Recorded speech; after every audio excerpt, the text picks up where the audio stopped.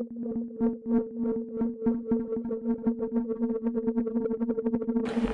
sense requires that all of us prepare for any eventuality, but wisdom demands, too, that we take time to understand this force. Hello and welcome to Decrypting Crypto Series 1, Episode 9, the final episode in the series. This is a big one. We're going to be talking about the case against Bitcoin. That's right, against Bitcoin. I'm Matthew House-Barbie. I'm here with my co-host, Austin Knight. Hey, Matt. Hey, everyone. Today, while we love Bitcoin, we are going to force ourselves to take off the rose-tinted glasses.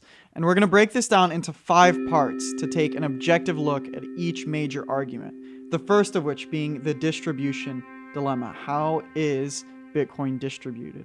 The second being the environmental impact. We touched on this a bit with the relations to use of power and how Bitcoin is claiming more energy than entire nations. The third being the transaction speed and the cost. A little bit slow, a little bit expensive.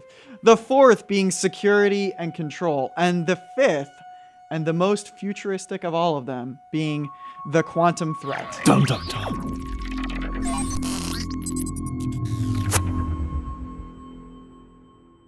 So let's start with the distribution dilemma. Yeah, this is a big one. I mean, let's just take this back to the basics of a lot of the things we've been talking about on this podcast, and also a lot of things that people have been championing about blockchain technology. The idea that we can empower people that previously have suffered from huge inequality in wealth and opportunity, and empower them now on the blockchain with this new opportunity where everyone becomes an angel investor overnight. Everyone has access to create new wealth and participate in a completely decentralized system. Is that the case, though? I don't know. I mean, let's look at some stats here. In the world, we have more than 70% of the world's adults own under $10,000 in wealth. That is upsetting, really, as a statistic, and it's sobering. And then when you look at the converse side of that, ultra high net worth individuals, so this is defined as an individual worth more than $30 million, own 12.8% of global wealth, yet represent only a tiny fraction of the world population, like 0.00000, right? This is an alarming distribution of wealth. And I actually read an interesting book recently called Blockchain Revolution by author Don Tapscott.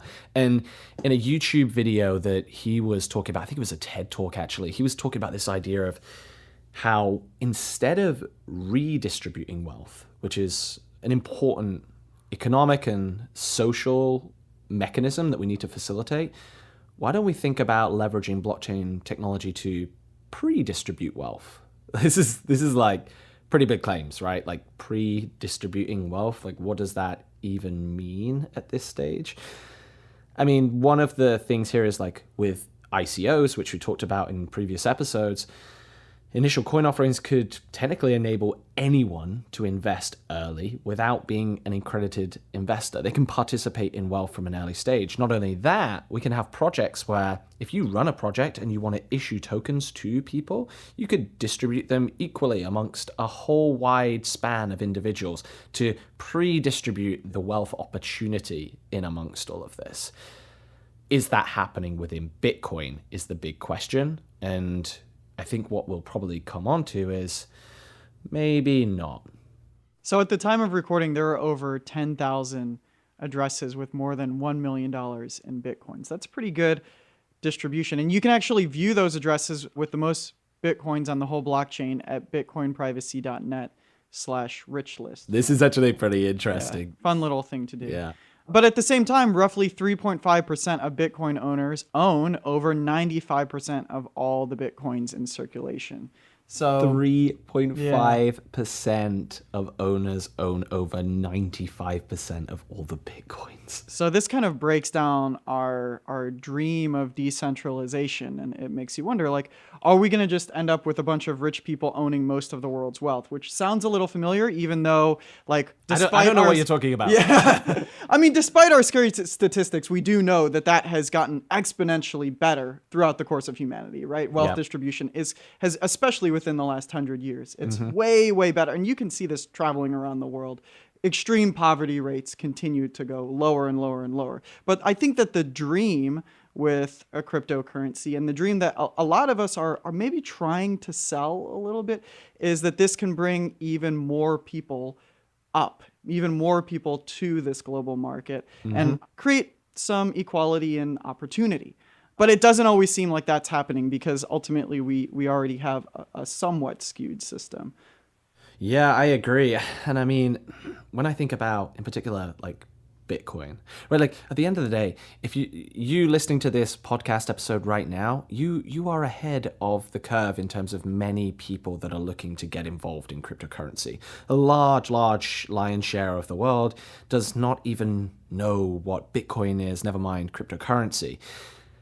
With that in mind, if you are investing at this early stage, you've got in early and other people have not. And by default, if the cryptocurrency market continues at its growth rate, you're going to be in a position where you have a disproportionate amount of wealth compared to other people who are later adopters. That is always a challenge. There's equal risks that come on board with that, but it feels to me more of a capitalist-driven economy, which ultimately it is, as opposed to more of a socialist stance, which I think a lot of people tend to try and ban Bitcoin as, and I really don't necessarily agree with it. I love that blockchain technology can facilitate some of this distribution of wealth, but is Bitcoin doing that right now? I think those stats that we've just went through really tell the story, right? Yeah, absolutely. And ultimately, you probably don't want it to be too much of either. Getting too extreme could lead to the destruction of the entire system that this is all resting upon. But something that would allow people to have more equality of opportunity, which doesn't always lead to equality of outcome, and that's okay. Yeah. That would be nice. So I think that there's still some big questions that are being asked there. This technology definitely brings us a lot closer to that, but it's something that I think we're still trying to pay attention to, and we're wondering, okay, Bitcoin took a shot at this, and obviously it's doing a lot of other things pretty well, but are there other currencies or blockchains that could perhaps take a better stab at this? Yeah, for sure. And I think some of the progress that's been made, Bitcoin is opening doors. I don't think it's going to solve every problem that ultimately the community would love it to do. And I think from a global point of view, we really have put expectations on it to do at this stage, and I think it gets over-scrutinized in that respect. I think this is a collaborative effort amongst a number of projects that are going to pave the way for some of this. Yeah. Talking about destruction in some of the comments that you made previously, there is one kind of thing that we need to talk about, and that is the planet.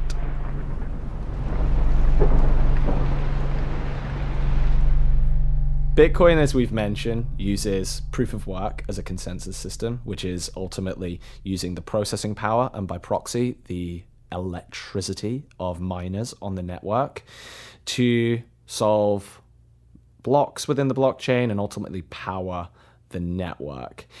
Now, yes, these miners are protecting the network from malicious attacks. They're processing transactions, and if one person wanted to hack Bitcoin, they would have an almost impossible task at doing that. The problem is this does use a lot of energy. I think we hinted towards this in previous episodes, right? Yeah, so Bitcoin using the same amount of energy per year as the entire nation of Ireland. It's out of control. It is out of control, and it really begs the question, like, is this worth it? Right? Like, do we sacrifice the planet at the cost of a benefit in another area of some of our major problems in the world? And I think ultimately there needs to be changes to the way that Bitcoin works for it to scale to a level that really sees global adoption. It just is not sustainable to continue at its current rate. But the problem that comes with this is that actually the more miners that are on the network, the more transactions that are being processed, the more electricity that it uses. And I just want to touch very briefly on why that is. So we talked about in the episode, I think it was episode 3, where we were talking about understanding mining. One of those things we talked about was the miners use their processing power to solve like math puzzles, and these math puzzles use energy to be solved. As time goes on and more miners come on the network, the difficulty of solving these math puzzles also increases so that it can basically move at the same ratio as the amount of what we call hash power or processing power on the network. Between 2015 and 2017, the difficulty level of these math puzzles to solve has risen by over 2,000%. Now, as difficulty level increases, it requires more processing power to solve, which means it requires more energy to solve. When we look at that in isolation, overall processing power or hash rate on the Bitcoin network has also increased between 2015 and 2017 by 1,800%. And something tells me that's probably not going to slow down, right? I don't think so. And that's where we start to get those statistics like the energy usage that we're seeing come out of Bitcoin right now. In late 2017, a single Bitcoin transaction hit the point where it used as much energy as that to power an entire average home for one whole week. That is a lot. That is crazy. And I think like these are like grandiose comparisons that we're making, but it truly is representative of the scale of the problem, right, that we're talking about here. As we've both said, we've admitted at the start, we are huge proponents of Bitcoin, but I really struggle to when someone says to me, well, you know, Matt, like you're someone that's supposed to care about the environment. You promote measures to combat things like climate change, and you care about the general welfare of people. How do you answer the question of, well, how do you support Bitcoin in light of these? Yeah, it's a tough thing to reconcile. Yeah, I'm unsure about how I can reconcile that. My saving grace in the way that I kind of think towards this is I feel like this is a temporary measure in a long game plan that will have net benefits greater than the harm we're doing right now. I say that, but I do not know that. And I truly hope that more than anything. Okay, so we're going to blow up the planet. That's one thing. There's going to be huge wealth inequality. That's the second thing. What's the next thing? It's too slow and expensive. So transaction fees are getting out of hand. In January 1st of 2017, the median fee per transaction was about 20 cents. In January 1st of 2018, so a year later, the median fee per transaction was $14, which actually brings us really close to those bank transfer fees. It does. It's like, oh boy, what are we doing here? And this is continuing to rise at a pretty crazy rate. It basically means that Bitcoin can't be used as a payment solution, which is okay. It may not have ever been intended to be used as a payment solution, especially when we start to think of it in the context of gold and as a store of wealth. But it also means that solutions like PayPal are cheaper than Bitcoin. Scary thought. To give you a bit of perspective on this, the median transaction fee for Dash, another cryptocurrency, on January 1st of 2018, so right at the same time that it was $14 for Bitcoin, for Dash, it was just 2 cents. Right.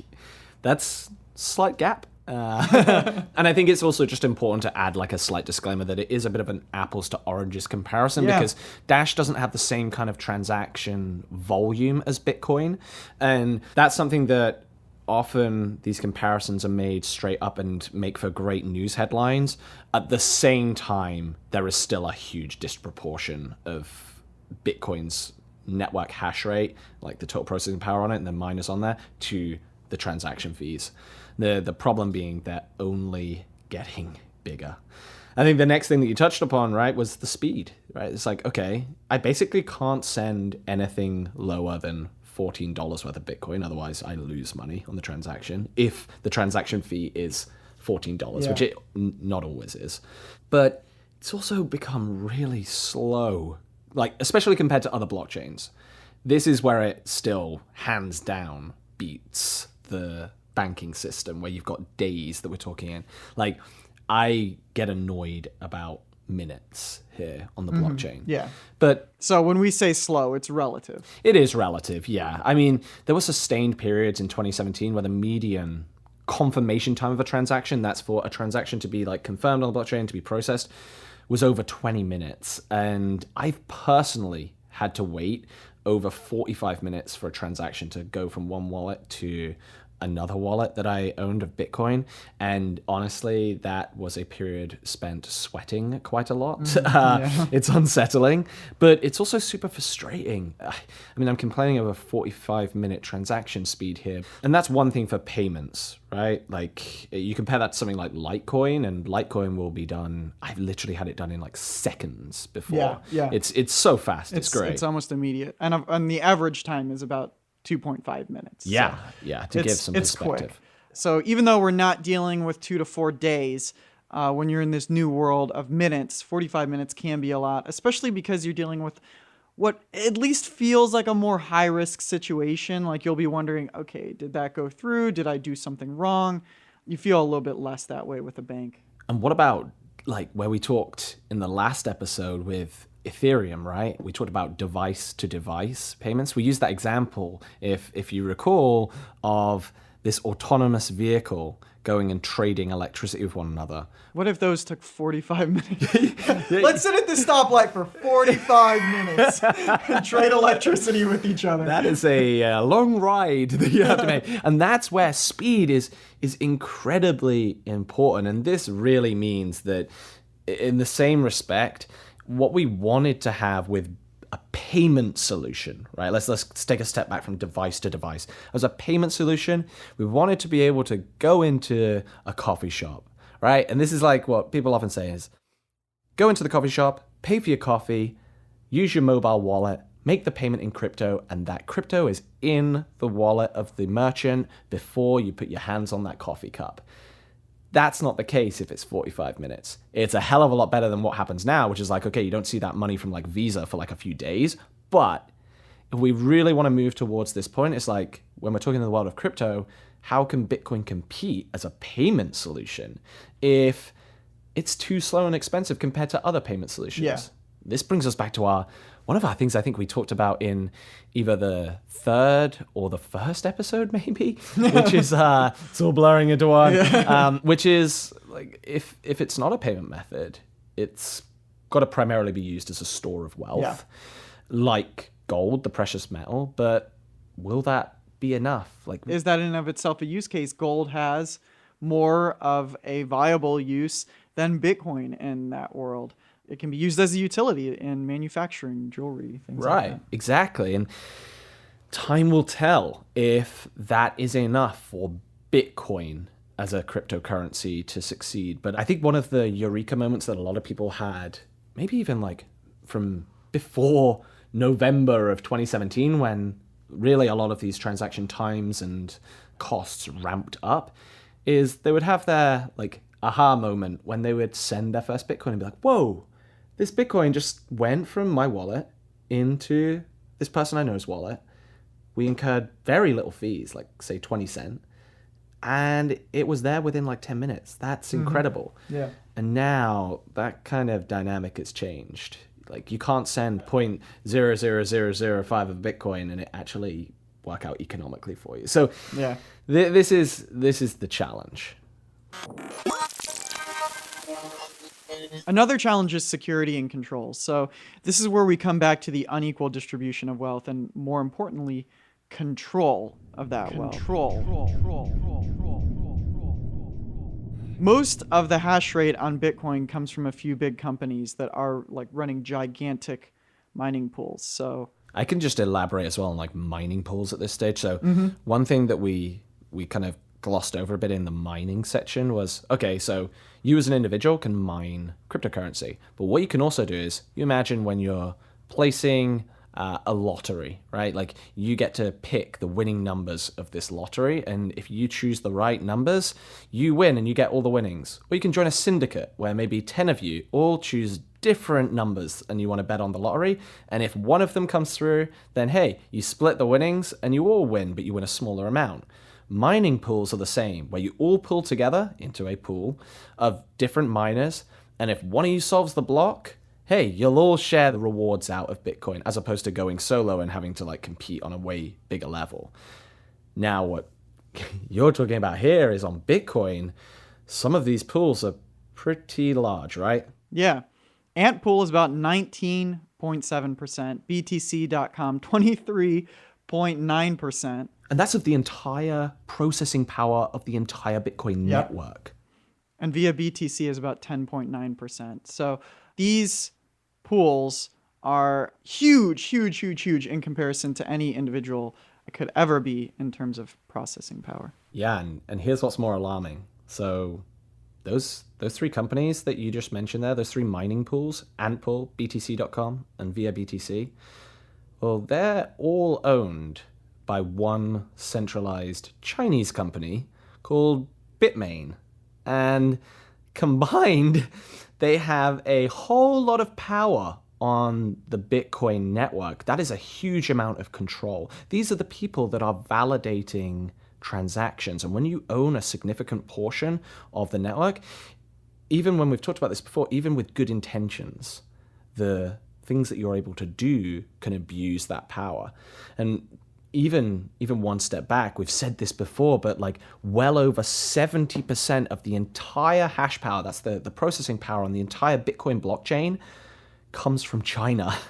That's pretty alarming, right? That's risky, especially when the Chinese government has sent precedents to say that they're going to be regulating or removing aspects of cryptocurrency from the Chinese market and making things illegal. So you could think hypothetically, what if China were to just tomorrow say, yeah, guys, it's illegal to mine Bitcoin now. Man. You're setting down 70%.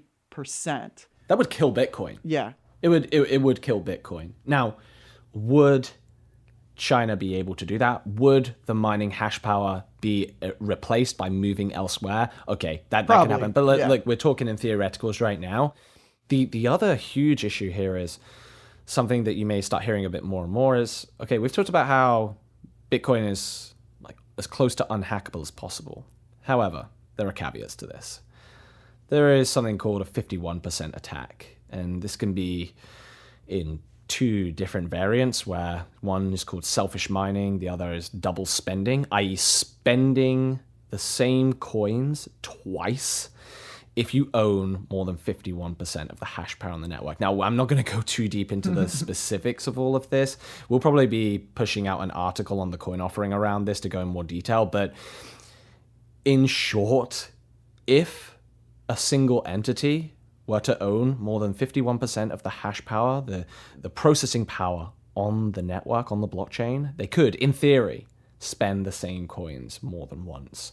That would mess up everything, and it would be a huge attack and an enormous threat to just even think about. And when you look at the percentages of these entities that operate on the Bitcoin blockchain, it's pretty scary, right? Yeah, it is. There's another threat. This is definitely the most embellished threat I've heard of all of them, for sure. This is the quantum threat. So there's a lot of talk and tons of articles out there about how quantum computing could kill Bitcoin, could kill the blockchain. Is there truth to that? Kinda, but also kinda not. This is a lot of hypothetical and theoretical situations and technologies also. So to distill this down, the main argument here is that quantum computers, and I'm not going to go into the details of quantum computers, that's a rabbit hole that we don't need to go into at this stage. Google it. Quantum computers will be powerful enough to basically crack the private key encryption that's currently on the blockchain.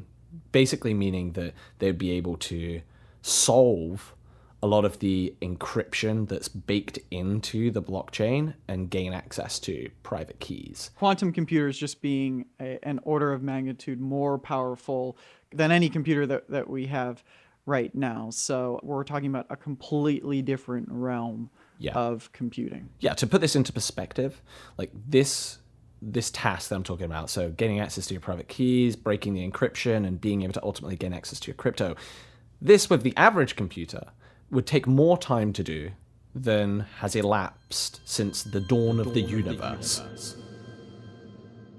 That is the magnitude of difference between quantum computing and non-quantum computing, right? That said, right, quantum computing, there's a lot of people are saying it's going to be here in like 10 years. Like, okay, maybe. But I think for a lot of big figures in the space, reputable figures, and people exploring the deep science behind quantum computing, actually say it's closer to 30 years, if not way, way more than that. And on top of this, there's a secondary thread that's running parallel. Quantum computing is not a threat right now. Quantum computing is not there. What cryptographers that are focused on building out and refining blockchain technology and distributed ledger technology are working on is working on quantum resistant encryption that will help to null some of this threat, and also completely quantum proof encryption. So there's actually already some projects out there right now that are quantum resistant, right? Think about this like your watch being water resistant and waterproof. We all know the difference there, right? And one of those is IOTA, IOTA. Interesting to check out. That's not yet quantum proof. And there are a bunch of different, without getting into all the different like lattice-based cryptography, code-based cryptography, and a bunch of other different types that are seen as promising solutions, but we're still a way away. The thing that seems to be a general consensus is that the rate at which we're developing quantum-resistant cryptography is moving at a greater pace than quantum computing. It's easier to encrypt something than to decrypt something. Absolutely. That is 100% the case. And I personally feel like this is just a lot of like fear spreading. It's 100% something that we should address. But unlike a lot of the other arguments that we've kind of talked about here. Very tangible arguments. Very tangible arguments that have impacts right now. I feel like the quantum threat is not something that is as immediately at risk at this stage. So where does this leave us? Oh God. Yeah. So we're gonna like sell all our bitcoins now, like just to get rid of everything. It's the worst, and just declare war on this crypto, right? I think the answer to that is no. Even though we brought up all of these big questions and even issues and this entire case against Bitcoin, this isn't the time to go out and sell all of your Bitcoin or do away with the technology. Rather, it's an opportunity to ask yourself, is Bitcoin perfect? And the answer is no. Is any crypto perfect? The answer is also no. Is this all in its infancy of development? The answer is yes. And for that reason, I think that there's a lot of leniency that you have to give as these technologies are being developed. And we'll eventually figure a lot of this stuff out. It's just a question of when and how. 100%. I think the key thing there is the fact that we are in its infancy of development. And the Bitcoin community, although is divided in many different opinions and areas that they want to progress the technology, I do believe that whether it's Bitcoin or another big cryptocurrency or blockchain technology or distributed ledger technology, will come in and find a way of solving some of these. And we've touched upon some of those in the previous series. Yeah. So can Bitcoin adapt to solve these problems? Maybe. I think that's a good rounding up point. So this brings us to the end of Series 1 of Decrypting Crypto. Let's just cover off where you as a listener have started and where you are at now. Hopefully you've not been on too much of an emotional roller coaster and you've not thrown your entire life savings into Bitcoin to now decide that Bitcoin is the worst thing in the world. So We initially talked about Bitcoin. We showed you how to get in and buy your first cryptocurrency, why it's accruing value, what mining is, and some of the broader applications of blockchain. We tried not to scare you too much in a Skynet kind of way there. What an ICO is, how to store your crypto, and also explored Ethereum smart contracts to eventually build out the case against Bitcoin. Now here's what we would love as like a final call to action here. We'll definitely be back for Series 2, and we want to make sure that we give you, the listener, the chance for us to cover the topics that you really want to hear about and learn more about. All you need to do, and we'll list this in the show notes, is email us at podcast@thecoinoffering.com. We'll take in everything. You can hit us up on Twitter, Facebook, anywhere that you can find us. Drop us a note, and we'll try and make sure that we incorporate this into Series 2 of the Decrypting Crypto podcast. Until then, enjoy your crypto, and we'll see you on the moon.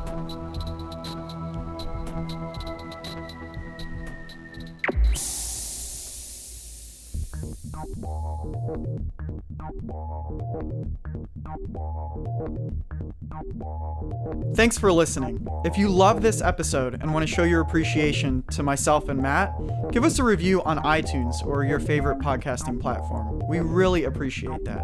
You can also visit thecoinoffering.com to learn more about cryptocurrencies, get caught up on some news, see how your currency is performing, and you can follow us on Twitter at thecoinoffering, as well as email us at podcast@thecoinoffering.com if you'd like to get in touch. The contents of the Decrypting Crypto podcast should not be used and are not intended as investment advice. Please do your own due diligence before making any investment, cryptocurrency, or